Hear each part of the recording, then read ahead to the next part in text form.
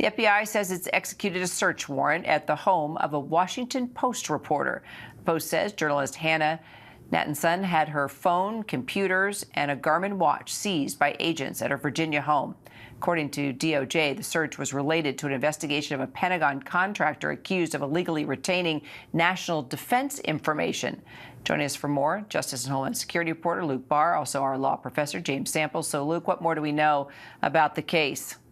Yeah, Kira, so what we know is that the FBI director and the attorney general confirmed that the agents did conduct a search warrant at the home of that Washington Post reporter, Hannah Natanson. And what we do know is that they seized an electronic device from the Post and also other electronic devices, as you mentioned, a Garmin watch. Now, this case centers around Luis Perez Lugones, Aurelio Luis Perez Lugones, who was communicating with the Washington Post reporter, according to a Justice Department official that we spoke with, and had in the chats classified information, according to this Justice Department official. And the official said that they should really be looking at the conduct of him, and not so much the reporter. But it is raising alarm with freedom of the press advocates, including the National Press Club, who said, while key facts are still emerging, it is extraordinarily rare and deeply troubling for law enforcement to search a journalist's home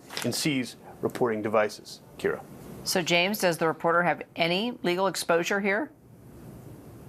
We don't know at this point, but the one thing I would say, Kira, is that so far, based on the little context that we have in just the 24 hours or so that this story has been public, we're talking about a lawful execution of a search warrant, and reporters are not entirely immune from being searched under lawful warrants. However, what we're talking about here probably is not legal exposure for the reporter, but rather evidence in the case against the individual who is alleged to have divulged the information. That being said, the chilling effect is real. You know, one of the best weapons of a dictatorship is secrecy, and the second best weapon might be fear. And when you start chilling reporters and you start chilling journalists, freedom of the press is so essential. And if you were just to step back and think about the stories just preceding this story combined with this story and go to 30,000 feet for a moment, and you were to talk about an unnamed government cracking down on freedom of the press, cracking down on protesters, cracking down earlier last year on universities and law firms,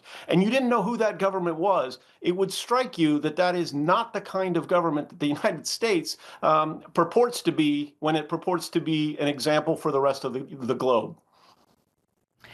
Luke Barr, James Sample, thanks, guys.